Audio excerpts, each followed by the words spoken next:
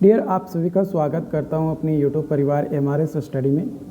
तो डियर, हम लोग जो है जीआईएस पढ़ रहे थे, geographic information system and science. ये सब्जेक्ट्स बीटेक 7 सेमेस्टर में आपके लिए जो है इम्पॉर्टेंट है। तो यहाँ पे हम लोग जो है क्वेश्चंस की मदद से हम लोग जो है टॉपिक को समझ रहे थे, देख रहे थे, ताकि आपको वो टॉपिक जो है समझ में आ सके। तो देखिए, यहाँ पे हमारा जो क्वेश्चंस है, यहाँ पे बोला जा रहा है कि what is the atmospheric window. Atmospheric window क्या होता है?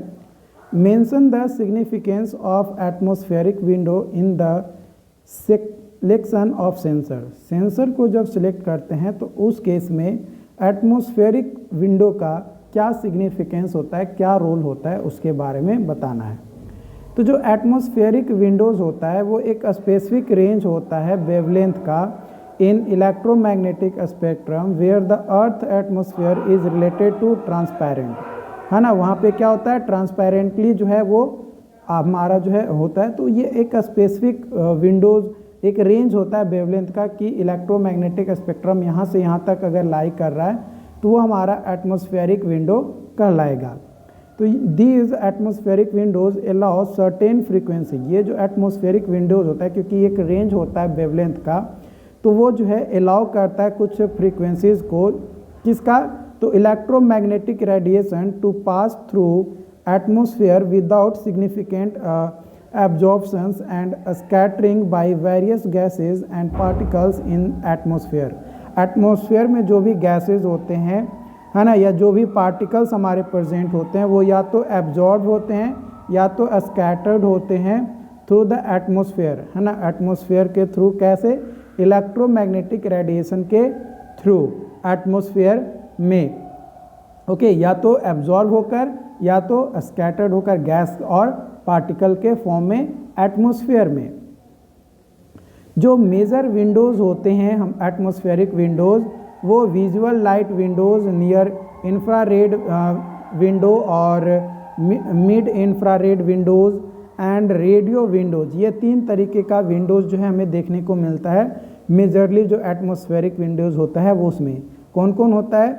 विजुअल लाइट विंडोज़, है ना, नियर इंफ्रारेड विंडोज़ और मिडिल इंफ्रारेड विंडोज़ और रेडियो विंडोज़। यानी ये जो 4 आपका विंडोज़ है ये हमारा एटमॉस्फेरिक विंडोज़ होते हैं मेजरली।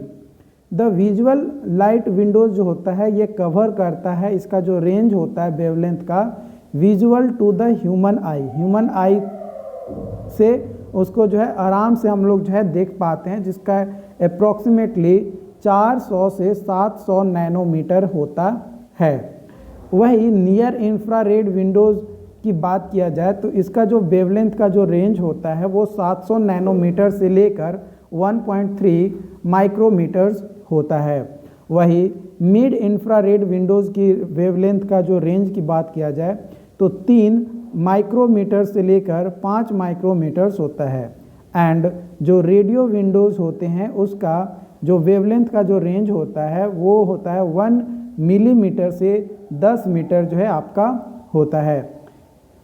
सिग्निफिकेंस की बात किया जाए एटमॉस्फेरिक विंडोज़ का तो वो importance lies there importance in selecting sensors for remote sensing application. Remote sensing application के लिए जब हम लोग सेंसर को सिलेक्ट कर रहे होते हैं तो उस कंडीशन में एटमॉस्फेरिक विंडोज़ हमें हेल्प करता है। कैसे हेल्प करता है? क्योंकि एटमॉस्फेरिक विंडोज़ की मदद से ही जो है हम लोग जो रेंजेस होती हैं हमारी वेवलेंथ का, जो भी लाइट है, विजुअल लाइट्स हैं उसका, या इलेक्ट्रोमैग्नेटिक जो रेडिएशंस है उसका, तो उससे जो है हम लोग उसके बेसिस पे ही जो है रिमोट सेंसिंग में सेंसर्स को सिलेक्ट करते हैं और उसकी मदद से जो है हम लोग जो भी रिक्वायर्ड हमें मान लो कि अर्थ पे पेड़ का इमेजिंग करना है, मैपिंग करना है, तो उससे जो है हम लोग करते हैं। बाय चूजिंग सेंसर्स को जैसे चूज करते हैं that operate without these atmospheric Windows, scientists can observe and measure phenomena on the earth surface such as land cover, vegetation and temperature with generate greater accuracy and details. Sensors operating outside of the atmospheric windows may experience significant atmospheric attenuations and observations which can reduce the qualities and quantity of data collected। देखो कई बार क्या होता है कि हम लोग जो atmospheric Windows के थ्रू जो भी सेंसर्स को सिलेक्ट किए हैं तो उसमें कई सारे डिटेल्स जो होते हैं वो हमारा जो है मेज़र किया जाता है, जैसे कितना लैंड कवर किया गया, कौन सा वेजिटेशंस है, कितना टेम्परेचर्स है ना। तो एक प्रॉपर एक्यूरेसी के साथ, ग्रेट एक्यूरेसी के साथ सारे डिटेल्स को जो है हम लोग मेजर करते हैं। सेंसर्स जो है आउटसाइड एटमॉस्फेरिक विंडोज़ भी जो है वर्क करता है। ऐसा नहीं है कि सिर्फ एटमॉस्फेरिक विंडोज़ यानी जो रेंजेस दिए गए हैं उसी के अंतर्गत ही काम करेगा। कई बार रेंजेस से बाहर निकलकर भी जो है उसकी रिज़ल्ट जो है हमें कई बार देखने को मिलता है, जिसके कारण से हमें जो है पता चलता है कि कितना एब्जॉर्प्शंस हो रहा है, क्या क्वालिटी में रिडक्शंस हो रहे हैं, कितना डाटा का क्वांटिटी जो है कलेक्ट किया गया है। तो ये सारी डिटेल्स जो है हमें यहाँ पे पता चलती है। एग्जाम्पल के तौर पे अगर हम लोग बात करें तो यहाँ पे विजुअल लाइट विंडोज़ जो है वो कॉमनली यूज किया जाता है इमेजिंग के लिए और मैपिंग के लिए जो है यूज किया जाता है अर्थ सरफेस पे विजुअल लाइट सेंसर्स का। लेकिन वही अगर बात किया जाए नियर इंफ्रारेड विंडोज़ का तो इसका यूज किया जाता है वेजिटेशंस मॉनिटरिंग के लिए और वाटर क्वालिटीज़ के एनालिसिस के लिए जो है यूज किया जाता है।